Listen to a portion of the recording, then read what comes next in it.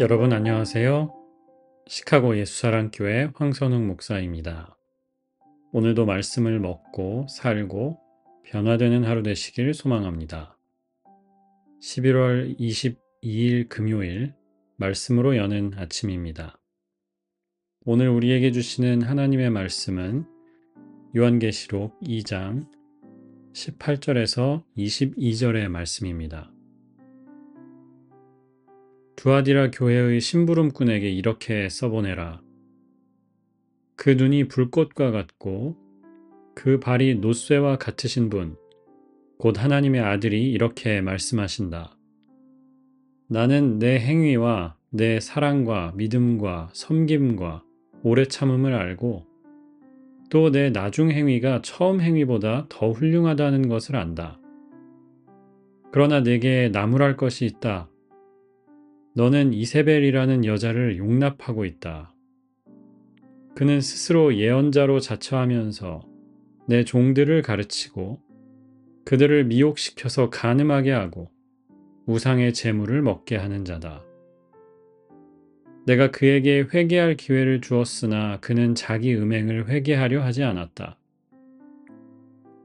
보아라, 나는 그를 병상에다 던지겠다. 그와 더불어 간음하는 자들도 그와의 행위를 회개하지 않으면 큰 환난을 당하게 하겠다. 주님의 백성에게 주시는 주님의 말씀입니다. 하나님께 감사드립니다. 계속되는 7교회를 향한 예수님의 편지를 함께 보고 있습니다. 수요일에 말씀드렸던 에베소 교회는 처음에 잘 하다가 처음에 뜨거웠다가 식어버린 그런 교회였다면 오늘 두아디라 교회는 거꾸로였다고 말씀하십니다. 19절입니다. 또 내 나중 행위가 처음 행위보다 더 훌륭하다는 것을 안다 라고 하셨습니다.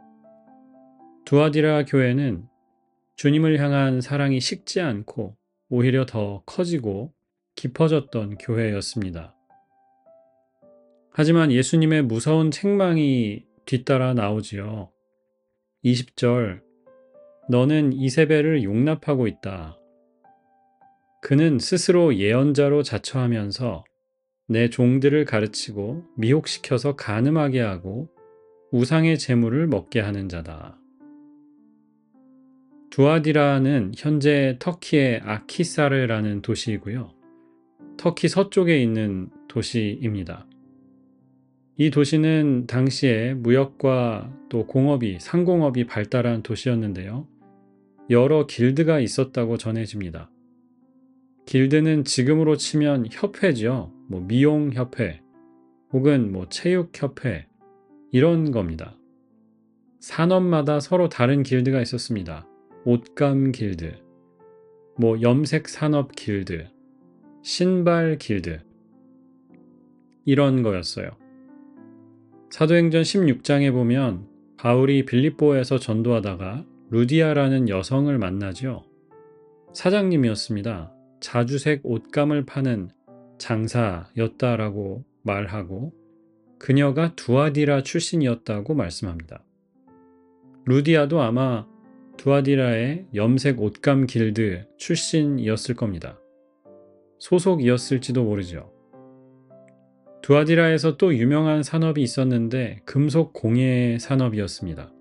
그 중에서도 청동을 다루는 길드가 유명했다고 전해져요. 그래서인지 18절에 두아디라 교회의 사자에 편지하는 예수님을 이렇게 소개합니다.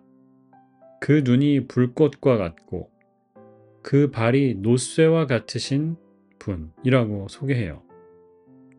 예수님은 쇠를 다 녹이는 뜨거운 불꽃 같은 분, 그리고 놋쇠와 같이 강한 발을 지니신 분, 어떤 어려움에도 꿈쩍하지 않고 변치 않으시는 분으로 묘사하려고 했던 것 같습니다.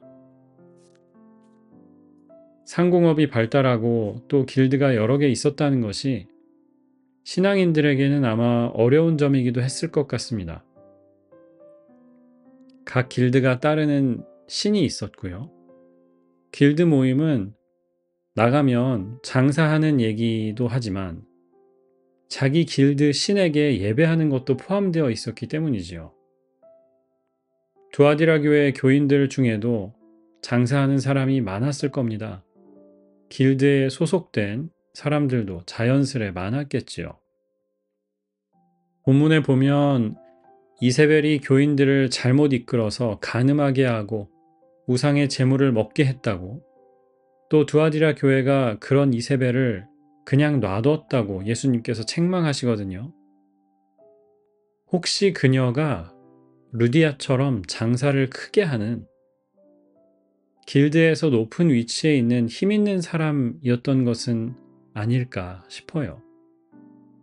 교회 일에도 열심이었지만 길드 모임에도 열심히 했던 사람, 교인들이 더 길드 모임에도 나오기를 바랐던 사람 아니었을까 싶어요.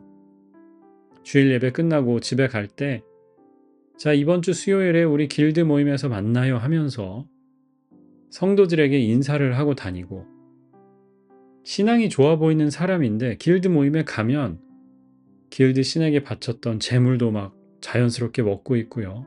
술도 잘 마시고, 그런 사람은 아니었을까 싶어요.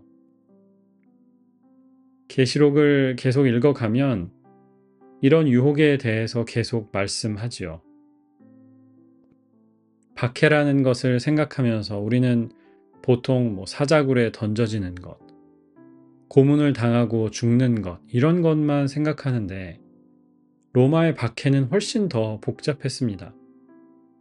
마치 우리 일제시대에 기독교 박해가 여러 가지 방향으로 있었던 것처럼, 물론 채찍으로 엄하게 다스리고 겁먹게 하는 것도 있었지만 달콤한 당근을 주면서 유혹하는 것도 있었을 거예요. 너희도 살기 힘들잖아. 사실은 그렇게 살고 싶지 않잖아. 우리가 편안한 삶, 풍요로운 삶을 약속해 줄게. 적당히 믿어. 완전히 버리라는 거 아니야. 적당히 믿어. 대충 어느 선에서 타협하고 너희도 먹고 살아야 되잖아. 이렇게 한 거죠. 실은 우리 삶에도 매일 있는 유혹이라고 생각해요. 적당히 믿고 싶은 마음이지요. 둘 다 붙잡고 싶은 마음이에요.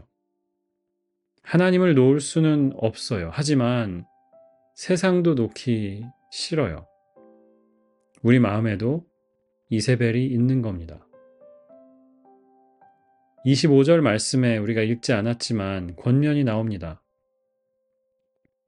다만 내가 올 때까지 너희가 가지고 있는 그것을 굳게 붙잡고 있어라. 24절에 보면 이세벨의 가르침을 거부하고 또 사탄의 계략을 이겨내고 끝까지 말씀을 붙잡고 주님을 의지하면서 버텨라. 그리고 그 사람에게는 26절 민족들을 다스리는 권세를 주겠다고 약속하십니다. 이 마음이 필요합니다. 권세자의 마음이지요. 현재는 자기는 완전히 의이에요. 신앙을 가진다는 것, 세컨드 클래스 시리즌으로 살아야 된다는 뜻입니다. 그런데 그 상황에 눌리지 말라는 겁니다. 오히려 우리가 그들을 다스릴 것이라는 것을 믿음으로 아는 마음. 하나님의 능력이 잘 보이지 않습니다. 하지만 예수님이 여전히 왕 되신다는 것을 믿음으로 보는 마음. 그 마음이에요. 오늘 금요일 대충 믿고 싶은 마음이 있는 날일 겁니다. 오늘도 우리 마음에 신앙적인 도전이 있고 적당히 대충 타협하면서 살아야지, 그런 마음이 있을 겁니다. 여러분 이겨내시기 바랍니다. 반드시 인내하는 삶 가운데 하나님께 몰입하고 하나님을 선택하는 그 삶 가운데 약속하신 복이 있습니다. 그 약속 가운데 사는 우리가 되길 소망합니다. 기도하겠습니다. 주님 감사합니다. 우리의 마음에도 적당히 믿고 싶은 마음, 또 타협하고 싶은 마음이 있습니다. 이세벨의 마음을 내려놓고 그 가르침이 아니라 말씀을 붙들었던, 고집스럽게 주님을 계속 선택했던 초대교인들의 믿음을 본받기를 원합니다. 우리의 마음속에 하나님의 영을 채워주시고 하나님의 마음으로 또 하나님의 뜻과 약속을 기대하는 마음으로 살게 하여 주옵소서. 오늘 하루의 모든 삶을 주님께 맡기며 예수 그리스도의 이름으로 기도합니다. 아멘.